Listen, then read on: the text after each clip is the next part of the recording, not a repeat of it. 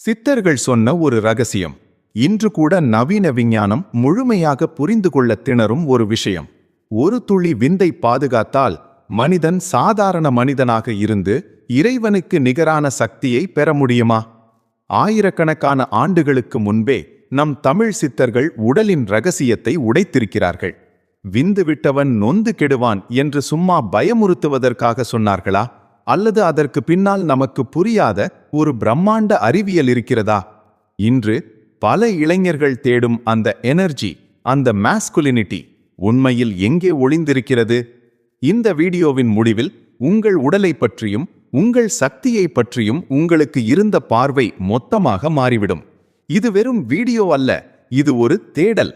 இன்னைக்கு நாம பேச போற டாபிக் ரொம்ப சென்சிட்டிவ், ஆனா ரொம்ப ரொம்ப முக்கியமானது.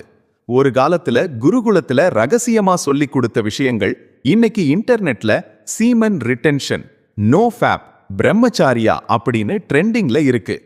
ஏன் உலகம் முழுக்க இருக்கிற இளைஞர்கள் திடீர்னு இந்த விஷயத்தை நோக்கி திரும்புறாங்க? நம்ம ஊர்ல சித்தர்கள் இதை எப்பவோ காயகல்பம்னு சொன்னாங்க.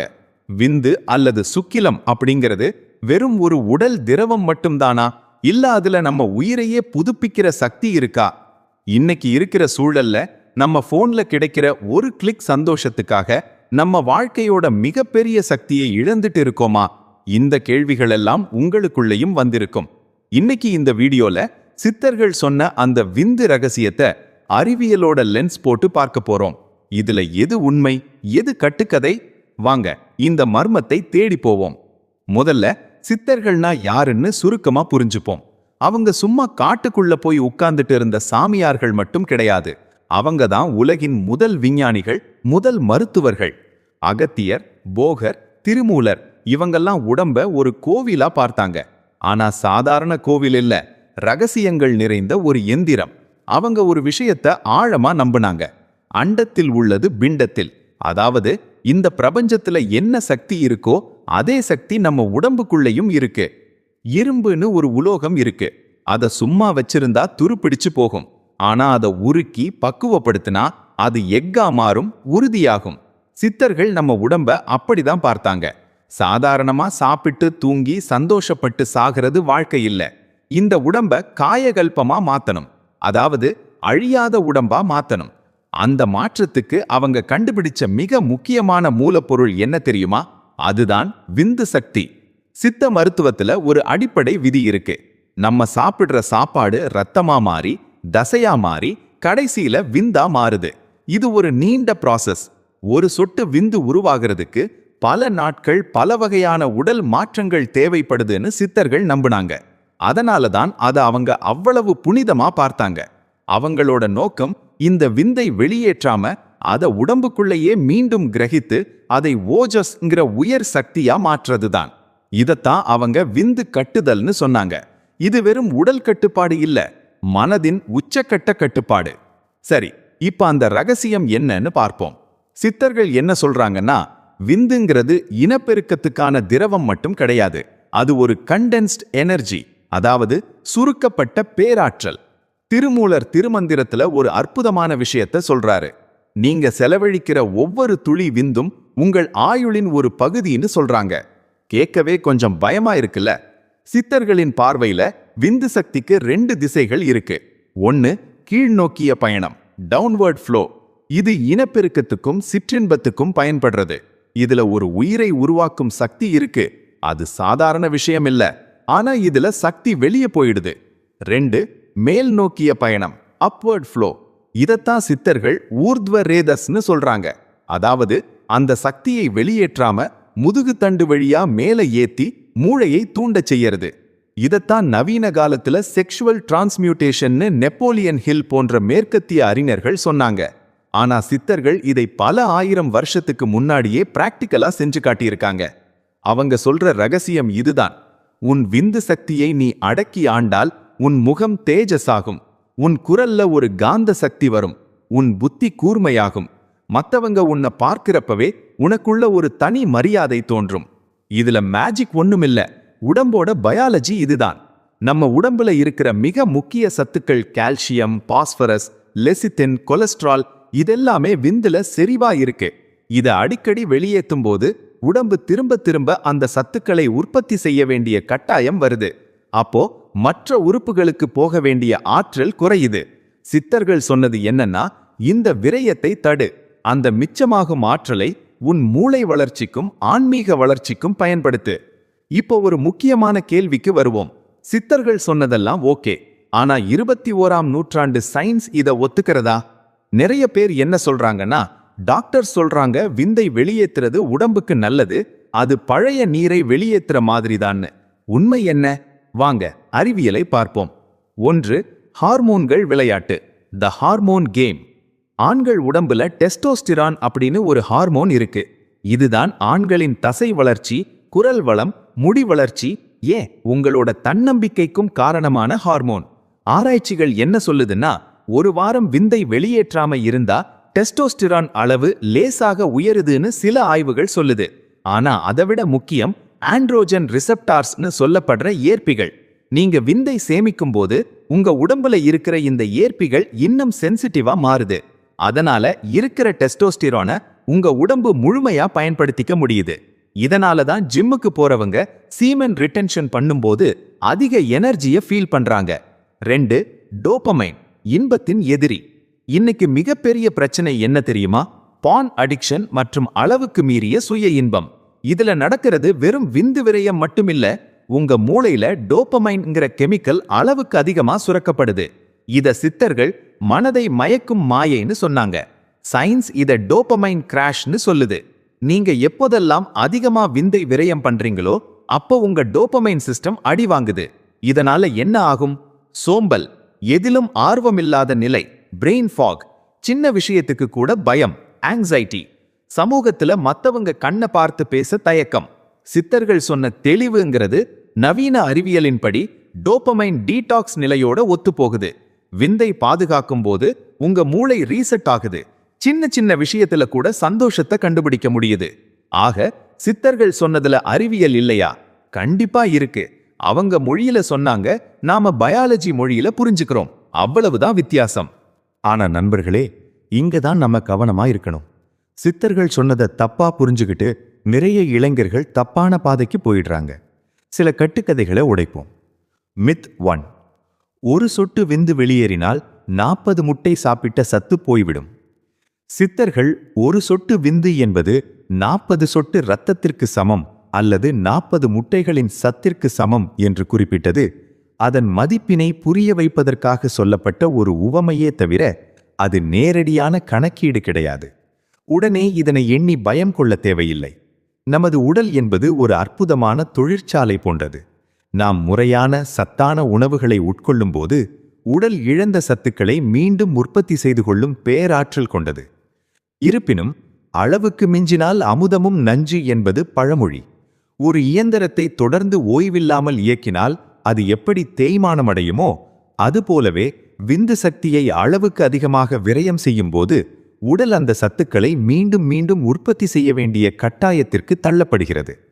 இதனால் மற்ற உடல் உறுப்புகளுக்கு செல்ல வேண்டிய உயிர் சக்தி குறைந்து உடல் பலவீனமடைகிறது. சித்தர்கள் விந்தை ஒரு விதையாக பார்த்தார்கள். ஒரு விதையை மண்ணில் புதைத்தால் அது மரமாகி ஆயிரக்கணக்கான கனிகளை தரும். ஆனால் அதை தேவையில்லாமல் வீணாக்கினால் ஒரு செடி கூட முளைக்காது. அதுபோலவே இந்த சக்தியை உடலில் தேக்கி வைக்கும்போது அது அறிவுத்திறனாகவும் உடல் வலிமையாகவும் மாறுகிறது. எனவே பயத்தினால் எதையும் செய்யாமல் அதன் பின்னால் இருக்கும் உண்மையான அறிவியலை புரிந்து கொண்டு விந்து சக்தியை ஒரு விலைமதிப்பற்ற சேமிப்பாக கருதி பாதுகாப்பதே சாலச் சிறந்தது. மித் 2. விந்தை அடக்கினால் நோய்கள் வரும். விந்துவை வெளியேற்றாமல் அடக்கி வைத்தால் உடலில் நோய்கள் வரும் அல்லது அது நஞ்சாக மாறும் என்ற ஒரு கருத்து நிலவுகிறது. இதனை சித்தர்களின் பார்வையில் மிகத் தெளிவாக புரிந்து கொள்ள வேண்டும். விந்துவை வெளியேற்றாமல் இருப்பதற்கும் அதை அடக்கி வைப்பதற்கும் பெரிய வித்தியாசம் உள்ளது. மனதில் காம எண்ணங்களையும் ஆசைகளையும் வைத்துக்கொண்டு உடலை மட்டும் பலவந்தமாக கட்டுப்படுத்த முயன்றால் அது உடலில் தேவையற்ற அழுத்தத்தை உண்டாக்கும். இதுவே சில நேரங்களில் உடல் உபாதைகளுக்கும் மன உளைச்சலுக்கும் காரணமாகிறது. சித்தர்கள் சொன்னது அடக்குமுறை அல்ல, அது நெறிப்படுத்துதல். அதாவது ஒரு ஆற்றலை அப்படியே தேக்கி வைத்தால் அது தேங்கிய குட்டை போல ஆகிவிடும். தேங்கிய குட்டையில் நோய்க்கிருமிகள் சேருவது போல தேவையற்ற ஆற்றல் எதிர்மறையாக மாறக்கூடும். ஆனால் அதே ஆற்றலை ஒரு ஓடும் நதியாக மாற்றினால் அது நிலத்திற்கு வளம் சேர்க்கும். இதனைத்தான் சக்தி மடை மாற்றம் என்று அழைக்கிறோம். விந்து சக்தியை உடலில் தேக்கி வைக்கும்போது அதை உடற்பயிற்சி, தியானம், ஆழ்ந்த படிப்பு அல்லது ஒரு படைப்பு திறன்மிக்க வேலையில் ஈடுபடுத்த வேண்டும். எப்போது அந்த ஆற்றல் ஆக்கப்பூர்வமான செயல்களுக்கு பயன்படுத்தப்படுகிறதோ அப்போது உடல் தானாகவே அந்த சக்தியை உட்கிரகித்துக் கொள்ளும். இதுவே உடலுக்கு புத்துணர்ச்சியையும் மனதிற்கு தெளிவையும் தருகிறது. எனவே பயத்தினால் எதையும் இறுக்கி பிடிக்காமல் உங்கள் சக்தியை சரியான பாதையில் செலுத்துவதே சித்தர்கள் காட்டிய வழியாகும். மனதை கிளர்ச்சிகளிலிருந்து விடுவித்து அந்த பேராற்றலை உங்கள் லட்சியங்களை நோக்கி திருப்புங்கள். அதுவே உங்களை ஒரு சாதனையாளராக மாற்றும். மித் 3. நான் இனிமேல் விந்தையே வெளியேற்ற மாட்டேன். நான் இனிமேல் விந்தையே வெளியேற்ற மாட்டேன் என்று ஒரு வைராக்கியத்தை மட்டும் பிடித்து கொண்டு நிற்பது ஒரு தவறான புரிதலாகும். வாழ்க்கை என்பது ஒரு சமநிலை. சித்தர்களில் இல்லற வாழ்க்கை வாழ்ந்து ஞானம் பெற்றவர்களும் உண்டு, துறவிகளாக வாழ்ந்தவர்களும் உண்டு. இங்கே கேள்வி என்னவென்றால், உங்களின் இலக்கு என்ன? நீங்கள் ஒரு தடகள வீரரா அல்லது ஒரு மாபெரும் லட்சியத்தை அடைய துடிக்கும் ஒரு போராளியா? அப்படியென்றால் இந்த சக்தி சேமிப்பு உங்களுக்கு ஒரு மிகப்பெரிய எரிபொருளாக உதவும். ஆனால் அதே சமயம் இயற்கையான தாம்பத்திய வாழ்க்கை என்பது ஆரோக்கியமானது மற்றும் புனிதமானது. சித்தர்கள் எதிர்த்தது விலங்குத்தனமான காம இச்சையை மட்டுமே தவிர அன்பால் பிணைக்கப்பட்ட உன்னதமான உறவை அல்ல. எனவே தேவையற்ற குற்ற உணர்வை வளர்த்து கொள்ளாமல் உங்கள் வாழ்க்கையின் தேவைக்கேற்ப இந்த சக்தியை நெறிப்படுத்துவதே சிறந்தது. சரி, இப்போது மிக முக்கியமான இடத்திற்கு வருவோம். ஐயா, நீங்கள் சொல்வது எல்லாம் புரிகிறது. ஆனால் என் மனதை என்னால் கட்டுப்படுத்த முடியவில்லையே, என்ன செய்வது என்ற கேள்வி உங்களுக்குள் எழலாம். சித்தர்கள் இதற்கு மிக எளிமையான மற்றும் நடைமுறைக்கு சாத்தியமான வழிகளை சொல்லியிருக்கிறார்கள். மனம் என்பது ஒரு குரங்கு போன்றது. அதை சங்கிலி போட்டு பூட்டுவதை விட அதற்கு ஒரு நல்ல வேலையை கொடுத்து பழக்கப்படுத்த வேண்டும். மனதை கட்டுப்படுத்த முதலில் உங்கள் உடல் சூழலை மாற்ற வேண்டும். உணர்ச்சிகள் மேலோங்கும் போது உங்கள் கவனத்தை உடனடியாக வேறு ஒரு செயலுக்கு திருப்புங்கள். கடினமான உடற்பயிற்சி செய்வது அல்லது குளிர்ந்த நீரில் நீராடுவது உங்கள் நரம்பு மண்டலத்தை உடனடியாக சமநிலைப்படுத்தும். அதேபோல தனிமையில் இருக்கும் நேரத்தை குறைத்து கொண்டு ஆக்கப்பூர்வமான மனிதர்களுடன் உரையாடுவது அல்லது ஒரு நல்ல புத்தகத்தை வாசிப்பது உங்கள் எண்ண ஓட்டத்தை சீரமைக்கும். சித்தர்கள் காட்டிய இந்த எளிய வாழ்வியல் மாற்றங்களை நீங்கள் மெல்ல மெல்ல பழகும்போது உங்கள் மனம் உங்கள் சொல்லுக்கு கட்டுப்படத் தொடங்கும். அப்போது நீங்கள் உங்கள் உடலின் எஜமானனாக மாறுவீர்கள். 1. உணவு முறை. Chadwick diet. சித்தர்கள் அருளிய வாழ்வியல் நெறிகளில் உணவு முறை என்பது வெறும் பசியை ஆற்றுவதற்கான வழிமுறை மட்டுமல்ல. அது ஒரு மனிதனின் குணத்தையும் ஆன்மீக உயர்வையும் தீர்மானிக்கும் மிக முக்கியமான காரணியாகும். உணவே மருந்து, மருந்தே உணவு என்பது மட்டுமல்லாமல் நீ உண்ணும் உணவே உனது எண்ணமாக மாறுகிறது என்பதே சித்தர்களின் ஆணித்தரமான உண்மை. நமது உடல் என்பது பஞ்சபூதங்களின் சேர்க்கை. நாம் உட்கொள்ளும் ஒவ்வொரு உணவும் இரத்தமாக மாறி பின் தசை, கொழுப்பு, எலும்பு, மஜ்ஜை என உருமாற இறுதியாக 8வது நிலையில் சுக்கிலம் எனப்படும் விந்து சக்தியாக உருவாகிறது. இந்த உருமாற்ற பயணத்தில் உணவு எவ்வளவு தூய்மையாக இருக்கிறதோ அவ்வளவு தூய்மையாகவும் வலிமையாகவும் அந்த சக்தி இருக்கும். சித்தர்கள் ராஜச குணம் கொண்ட உணவுகளை தவிர்க்க முறிவுறுத்துகின்றனர். மிதமிஞ்சிய காரம், நாக்கை துளைக்கும் புளிப்பு, மசாலா நிறைந்த வாசனை பொருட்கள் மற்றும் எண்ணெய் பலகாரங்கள் ராஜச குணத்தை சார்ந்தவை. இந்த உணவுகள் உடலின் வெப்பத்தை இயற்கைக்கு மாறாக அதிகரிக்கச் செய்கின்றன. குறிப்பாக இவை நரம்பு மண்டலத்தை தேவையற்ற முறையில் தூண்டிவிடுகின்றன. நரம்புகள் அதிகப்படியான கிளர்ச்சி அடையும் போது ஒரு மனிதனின் காம உணர்வுகள் கட்டுக்கடங்காமல் போகும். மனதின் அமைதி குலைந்து சிற்றின்பத்தை நோக்கிய தேடல் அதிகமாகிறது. இது விந்து சக்தியை தேக்கி வைப்பதற்கு பதிலாக அதை விரயம் செய்வதற்கான எண்ணங்களை மூளையில் விதைத்துக் கொண்டே இருக்கும். இதற்கு நேர்மாறாக சித்தர்கள் பரிந்துரைக்கும் சாத்வீக உணவுகள் மனதை அமைதிப்படுத்தி உடலை தூய்மைப்படுத்தும் ஆற்றல் கொண்டவை. தூய்மையான பசும்பால் மற்றும் நெய் நரம்புகளை குளிரூட்டும் தன்மை கொண்டவை. இவை மூளையின் செல்களுக்கு புத்துயிர் அளித்து விந்து சக்தியை அடர்த்தியாக்கி உடலின் நோய் எதிர்ப்பு சக்தியை அதிகரிக்கிறது. நன்கு கனிந்த பழங்கள் மற்றும் பச்சை கீரைகள் உடலுக்கு தேவையான நுண் சத்துக்களை வழங்குகின்றன. இவை இரத்தத்தை சுத்திகரித்து உடலின் அமிலத்தன்மையை குறைத்து காரத்தன்மையை நிலைநிறுத்துகின்றன. குறிப்பாக பாதாம் மற்றும் அத்திப்பழம் விந்து சக்தியை பலப்படுத்துவதில் முதன்மையானவை. அத்திப்பழம் இரத்த ஓட்டத்தை சீர் செய்வதோடு விந்து உற்பத்தியில் ஏற்படும் குறைபாடுகளை நீக்கும் காயகல்ப மூலிகையாக செயற்படுகிறது. உணவு என்ன சாப்பிடுகிறோம் என்பது எவ்வளவு முக்கியமோ அதை எப்போது சாப்பிடுகிறோம் என்பதும் அவ்வளவு முக்கியம். சித்த மருத்துவத்தில் இரவு உணவு என்பது மிகவும் குறைவான அளவே பரிந்துரைக்கப்படுகிறது. சூரிய மறைவிற்கு பிறகு நமது செரிமான மண்டலம் மந்தமடைகிறது. இரவு நேரத்தில் தாமதமாக உண்பது அல்லது வயிறு முட்ட உண்பது செரிமான கோளாறுகளை ஏற்படுத்தும். இதனால் உடல் வெப்பம் அதிகரித்து தூக்கத்தில் தேவையற்ற கனவுகளும் விந்து விரயமும் ஏற்பட வாய்ப்புகள் அதிகம். வயிறு ஓரளவு காலியாக இருக்கும்போதுதான் உடலின் ஆற்றல் செரிமானத்திற்கு செலவாகாமல் செல்களை புதுப்பிக்கவும் சக்தியை சேமிக்கவும் பயன்படுத்தப்படும். சுருக்கமாகச் சொன்னால், சாத்வீக உணவு முறை என்பது ஒரு தவம் போன்றது. தூய்மையான உணவை உட்கொள்ளும் போது மனதின் அலைபாயும் தன்மை குறைகிறது. எப்போது மனம் அமைதியடைகிறதோ அப்போது விந்து சக்தியை மடைமாற்றி உயரிய அறிவாற்றலாக மாற்றும் நிலை சாத்தியமாகிறது. எனவே உங்கள் உடலை ஒரு கோவிலாக கருதி அதற்கு தூய்மையான உணவையே நைவேத்தியமாக அளியுங்கள். இது உங்கள் உடல் ஆரோக்கியத்தை மட்டுமல்லாமல் உங்கள் மன உறுதியையும் பல மடங்கு உயர்த்தும் பேராற்றல் கொண்டது. 2. மூச்சு பயிற்சி, பிராணாயாமா. சித்தர்கள் கண்டறிந்த யோக அறிவியலில் மூச்சுக்காற்று என்பது வெறும் உயிர் வாழ்வதற்கான ஒரு செயல்முறை மட்டுமல்ல, அது மனதை கட்டியாளும் ஒரு கடிவாளம் போன்றது. மனமது செம்மையானால் மந்திரம் செபிக்க வேண்டா என்று சொன்ன அவர்கள் அந்த மனதை செம்மைப்படுத்த மூச்சை ஒரு கருவியாக பயன்படுத்தினார்கள். பொதுவாகவே ஒரு மனிதனுக்கு கோபம் வரும்போதோ அல்லது காம உணர்வுகள் மிகையாக தூண்டப்படும் போதோ அவனது மூச்சின் வேகம் தானாகவே அதிகரிக்கும்.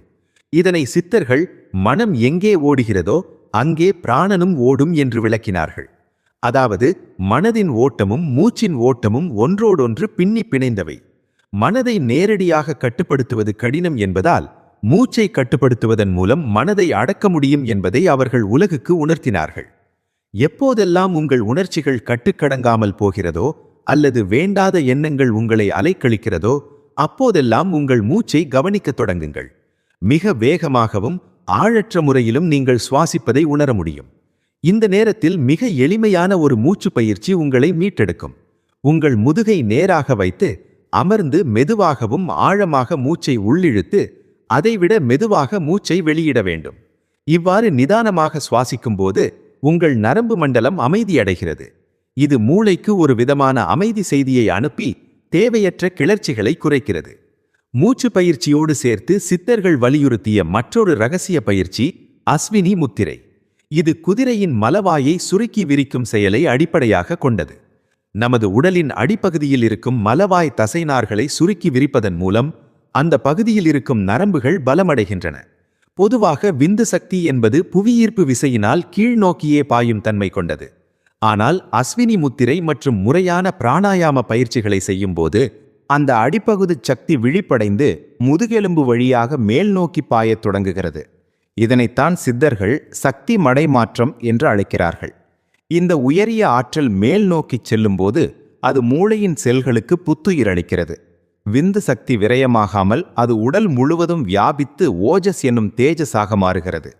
இந்த மாற்றம் நிகழும்போது ஒரு மனிதனின் முகத்தில் ஒரு விதமான வசீகரம் உண்டாகும். அவனது குரல் கம்பீரமடையும்.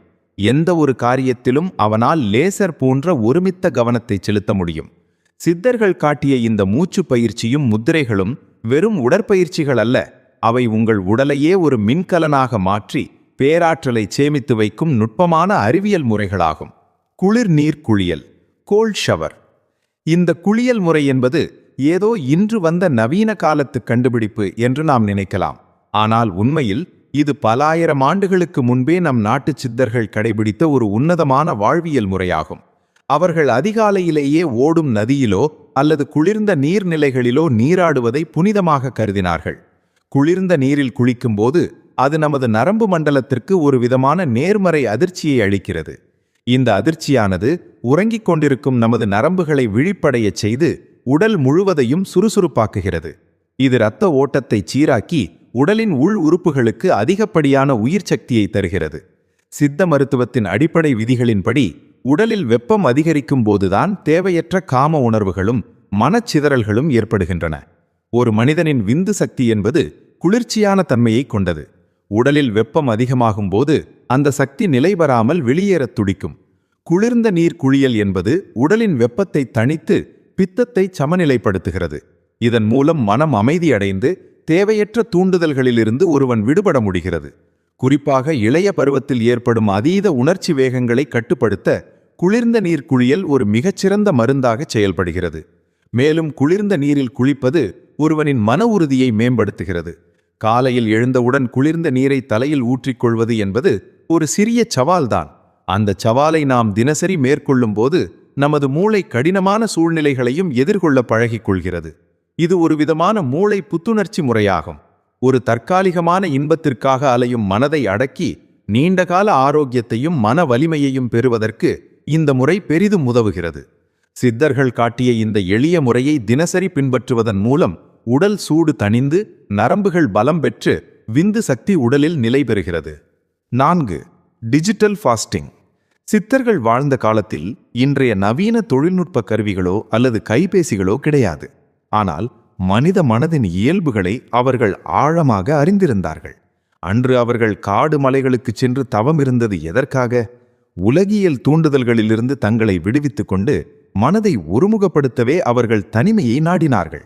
இன்று நாம் இருக்கும் சூழலில் அந்த தனிமை நமக்கு கிடைப்பதே அரிதாகிவிட்டது. நமது கையில் இருக்கும் அந்த சிறிய கருவி உலகத்தையே நம்மிடம் கொண்டு வந்து சேர்க்கிறது. ஆனால் அதே சமயம் அது தேவையற்ற எண்ணங்களையும் கிளர்ச்சிகளையும் நம் ஆழ்மனதில் விதைத்து கொண்டே இருக்கிறது. இன்றைய காலகட்டத்தில் ஒரு இளைஞன் தனது விந்து சக்தியை சேமிக்க விரும்புவதற்கு மிகப்பெரிய தடையாக இருப்பது இந்த திரையுலகம்தான். உங்களை தூண்டக்கூடிய விஷயங்கள் எங்கே இருக்கின்றன என்பதை முதலில் கவனியுங்கள். அவை சமூக வலைதள பக்கங்களிலா அல்லது தனிமையில் இருக்கும்போது நீங்கள் பார்க்கும் காணொளிகளிலா? உங்களை அறியாமலேயே உங்கள் மனதை சலனப்படுத்தும் அந்த தூண்டில்களை கண்டறிந்து அவற்றை முற்றிலுமாக துண்டிக்க வேண்டும். எப்போதெல்லாம் நீங்கள் ஒரு திரையை பார்க்கிறீர்களோ அப்போதெல்லாம் உங்கள் மூளையில் ஒரு விதமான போலி இன்ப உணர்வு சுரக்கிறது. இது உங்களை மெல்ல மெல்ல அடிமையாக்கி இறுதியில் விந்து விரயத்திற்கு இட்டுச் செல்கிறது. இதனை தவிர்க்க சித்தர்கள் காட்டிய தவமுறையை நாம் நவீன காலத்தில் திரை விலகல் அல்லது டிஜிட்டல் நோன்பு என்று அழைக்கலாம். குறிப்பாக இரவு நேரங்களில் உங்கள் கைபேசியை படுக்கை அறைக்கு கொண்டு செல்வதை தவிருங்கள். உறங்குவதற்கு 1 மணி நேரத்திற்கு முன்பே அனைத்து தொழில்நுட்ப கருவிகளையும் அணைத்து விடுவது உங்கள் மூளைக்கு அமைதியை தரும். தனிமை என்பது ஒரு கொடிய ஆயுதமாகவும் மாறலாம் அல்லது ஒரு சிறந்த தவமாகவும் மாறலாம். நீங்கள் அந்த தனிமையை தியானத்திற்கும் சுய முன்னேற்றத்திற்கும் பயன்படுத்தும் போது உங்கள் விந்து சக்தி சிதறாமல் பாதுகாக்கப்படும். உண்மையான தவம் என்பது இன்று காடுகளுக்கு செல்வது அல்ல. மாறாக நம்மை சுற்றி இருக்கும் ஆயிரக்கணக்கான தூண்டுதல்களுக்கு இடையில் நமது மனதை ஒருநிலைப்படுத்தி தேவையற்ற காட்சிகளிலிருந்து கண்களையும் எண்ணங்களையும் விலக்கிக் கொள்வதே ஆகும். எவன் ஒருவன் தனது பார்வையை சுத்தமாகவும் எண்ணத்தை தெளிவாகவும் வைத்துக் கொள்கிறானோ அவனே நவீன கால சித்தன். இந்த பயிற்சியின் மூலம் உங்கள் நரம்புகள் அமைதியடைந்து சேமிக்கப்படும் ஆற்றல் உங்கள் லட்சியங்களை நோக்கிய பேராற்றலாக மாறும். இறுதியா ஒன்னு புரிஞ்சுக்கோங்க நண்பர்களே, விந்து கட்டுப்பாடுங்கிறது எத்தனை நாள் நான் வெளியேத்தாம இருக்கேங்கிற கவுண்டவுன் கிடையாது. அது ஒரு வாழ்க்கை முறை மாற்றம். நீங்க 30 நாள் 90 நாள் விந்தை சேமிக்கும் போது என்ன நடக்கும் தெரியுமா? உங்க கண்ணுல ஒரு ஒளி தெரியும், உங்க பேச்சுல ஒரு ஆளுமை வரும், மத்தவங்க உங்களை பார்க்கிற விதமே மாறும். ஏன்னா நீங்க உங்க உணர்ச்சிகளுக்கு அடிமை இல்லை, நீங்க உங்க உடம்பின் எஜமானர். இந்த உலகத்துல தன்னைத்தானே ஜெயிக்கிறவன் தான் உண்மையான வீரன். போர்ல ஜெயிக்கிறவனை விட தான் மனசை ஜெயிக்கிறவனே சித்தன். அந்த சக்தி உங்களுக்குள்ள இருக்கு. அந்த சக்தியை நீங்க ஆக்கப்பூர்வமா மாத்துனீங்கன்னா நீங்க தொட்டதெல்லாம் துலங்கும்.